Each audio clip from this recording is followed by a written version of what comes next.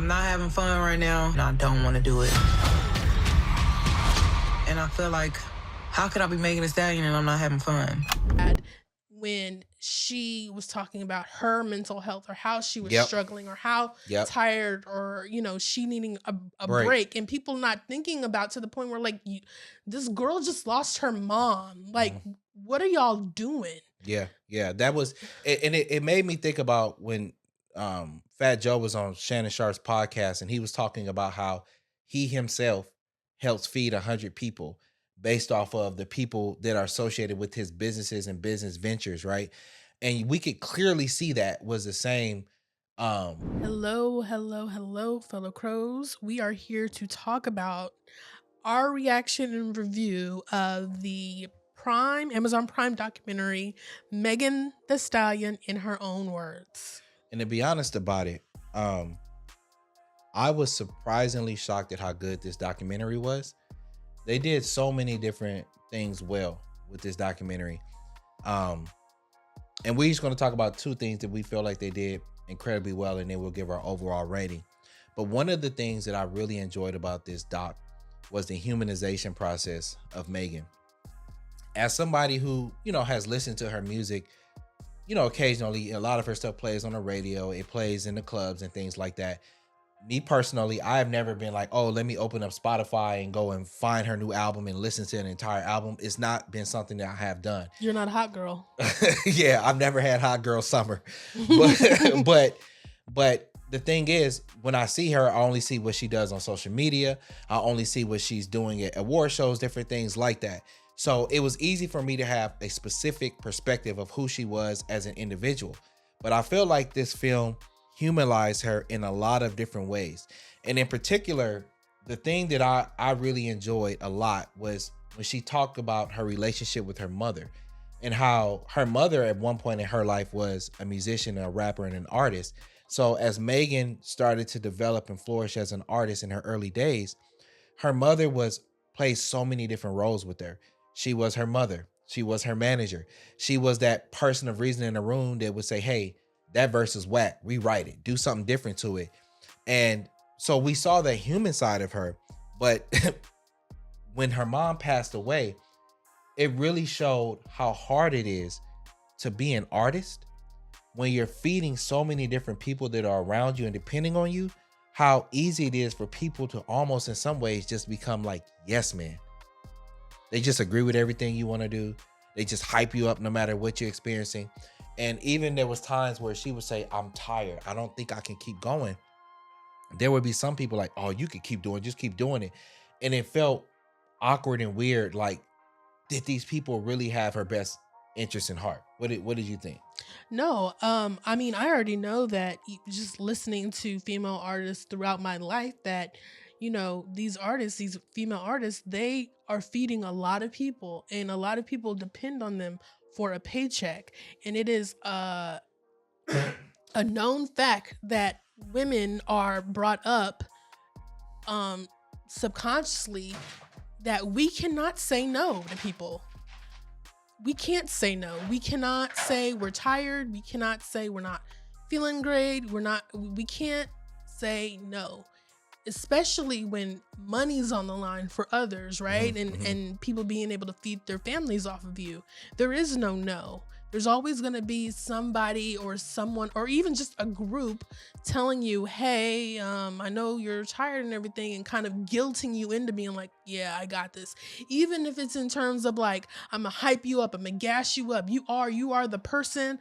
I've never seen all these other girls are nothing compared to you. Like we saw with Lorianne through the whole half of the documentary, which was really gross to me.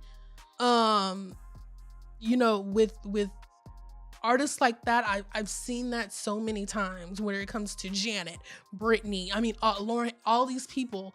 And, it's just, it's to another degree with women where we are socialized that we cannot say no, or we are meant to feel bad when, she was meant to feel bad when she was talking about her mental health or how she was struggling or how tired or, she needing a break, and people not thinking about to the point where like, this girl just lost her mom. Like, what are y'all doing? Yeah. That was, and it made me think about when Fat Joe was on Shannon Sharp's podcast, and he was talking about how he himself helps feed 100 people based off of the people that are associated with his businesses and business ventures, right?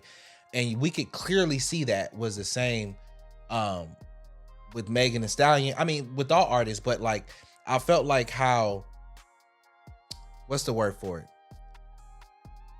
We had an opportunity to almost feel like we were there, right? Not every single shot, right? You could tell not every single shot was on a $10,000 red camera. Right. There was a lot of shots that were super candid where you could tell somebody was on a cell phone.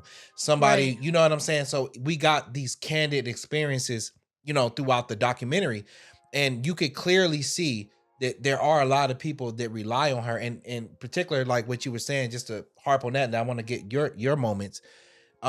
When she was talking about her mental health, and they was like, well, hold on, let me pull up my calendar.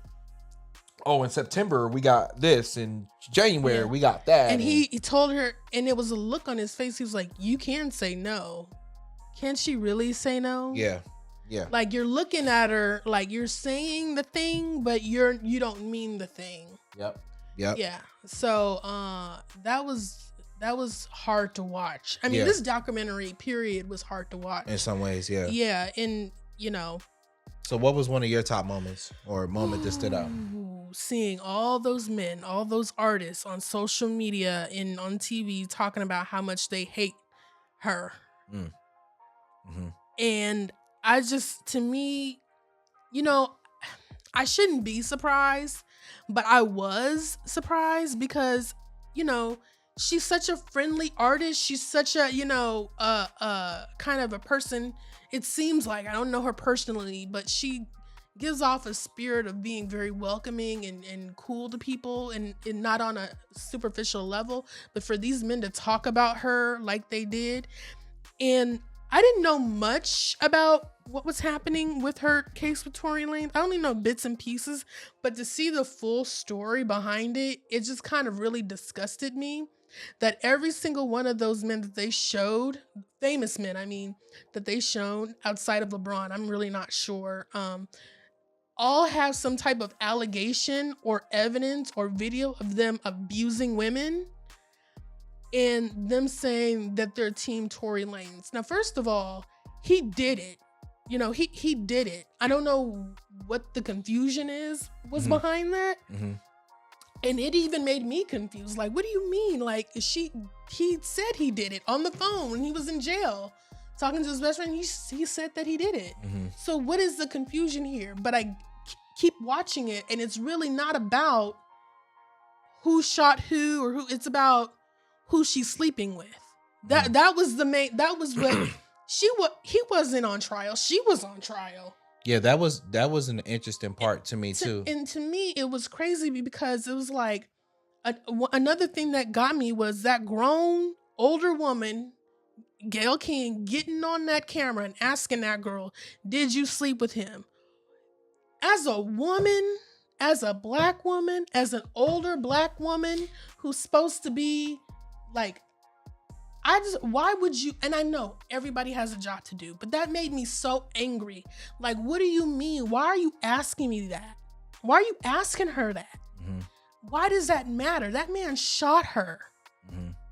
That man shot her over some words. It wasn't like they got into, and it wouldn't even matter then if there was some incident inside of the car. Over some words, you shot that girl. And then on top of the thing, I mean, it was just, she tried to not cooperate with the police because her whole thing was, at the time, black men were being shot by police and during George Floyd.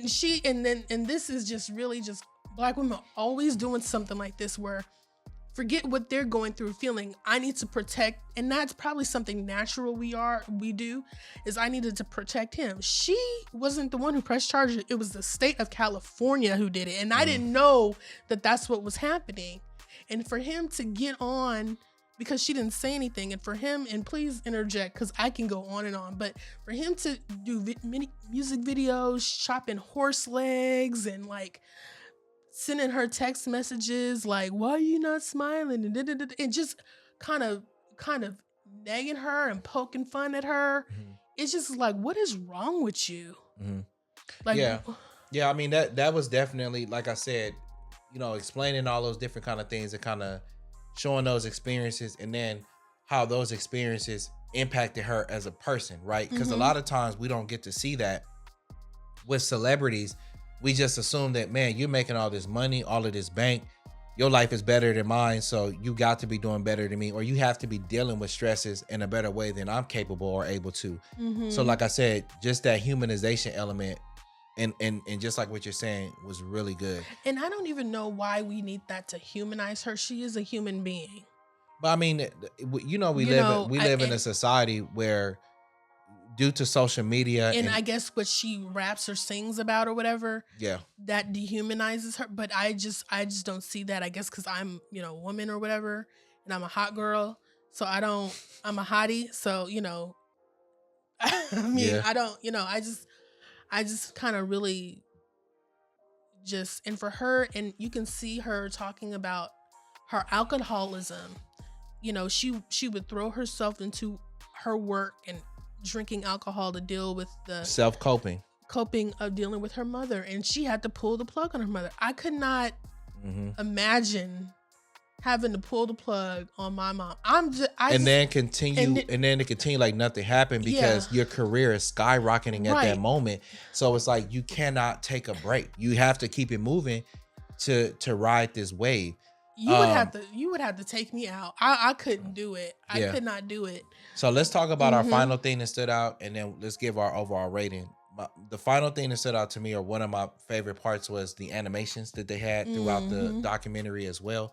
At the beginning, you know, they would use the documentary to kind of, not the documentary, but they would use the animations to show her interactions with her peers as a child growing up. She was tall, people would talk about her, and I just thought those animations looked incredible.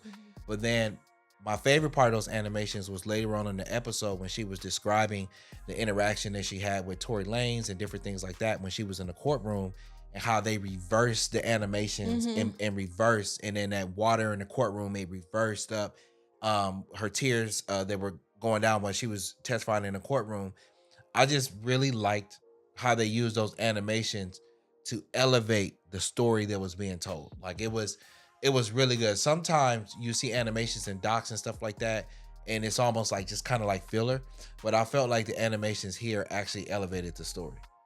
My favorite thing was when she went into the hotel room and they didn't have her chips. That was my favorite. And not just because, I mean, it showed... We can all relate, right? I mean, relatable, right? You have your mouth taste for something and it's gone. But like, it showed the state, that whole scene showed the stages of grief to me, with, you know, the anger, the denial, the acceptance, and then the laughter. I mean, the depression. It showed all of those stages of grief that you know, that she was probably going through with her mom in that one thing. And like a bag of chips just was the thing that kind of showed us that. And yes, it was funny, but at the same time, it was like, yeah, like we've all been there. It was so, I just think that scene showed that. And then also how relatable this situation is, even with her. Yeah, surprisingly, she seemed like super relatable. Like she didn't seem like some people that are celebrities, they get so big headed where it's like, you gotta worship the ground that I walk on. And that's not the kind of person that, you know, and I know that when you're filming and stuff like that, you could craft a narrative how you want it to be. But a side of me was like, you know what? Like, I'm going to go, and next time I'm in my car, I'm going to pull up Megan Thee Stallion's album, and I'm going to actually give it a listen, because I've never like pulled up her music and like, I want to listen to the entire catalog. Yeah, has her song come on in a coffee shop somewhere, or you be at a festival and somebody's banging the music. Yeah, but I've never sat down and was like, let me give her music a listen. And I think I will, you know, moving forward. So what would you give this, your final, like a rating on a scale of 0 to 10? What would you rate this film? It was a 10 out of 10 for me. It was I have no notes. It was a 10 out of 10 for me. I think overall as a documentary, It was excellent. You have older footage. She didn't look like a, and that was what was jarring too, is that she didn't look like, because she was a beautiful, beautiful woman, but she didn't look like a perfect, like that perfect image that you would see like with filters and all that. And it was just so real, but it was so crisp and done so well. And then also just getting to know her through a different format was great. And I think her storytelling, she was authentically herself, and I just loved it. It was a 10 out of 10. I would watch this documentary again. Yeah, I agree with you. It was a very strong film. As a independent documentary filmmaker myself, An award-winning stop documentarian. Don't forget that. Yeah. I'm just sometimes when you I'm the kind of person, when I watch a documentary, I tend to like watch it on topics that it changes my perspective, like on life or the way I view something. So films that are about individuals, documentaries, I do watch them, but I like documentaries that are like change your philosophy on like life or the way you view something. Even though this was about her, I think that it was shot so well in terms of giving us like production value from like nice camera angles and videographers, and then also giving us, not incognito, but footage that was candid footage, where you could tell it probably was on somebody's cell phone or whatever the case may be. The combination of those things, the storytelling and all of those things, I'm giving it like a 9. Like, it was super strong to me. A really good watch, like pleasantly surprised. Like, we watched it late at night and I didn't get sleepy. No, not I didn't at all. get tired. I was literally in the entire way, and was when it finished last night, all we kept saying was, damn, that exceeded our expectations. That was really good. That was really good. So enjoy the film. Don't forget to like, subscribe to our channel. We will be discussing a variety of different things, and leave a recommendation below. If you want us to analyze something of interest to you, feel free to do so. And we are also on TikTok and Instagram at The New Watchers on the Wall. Our watch has ended for the day. Peace.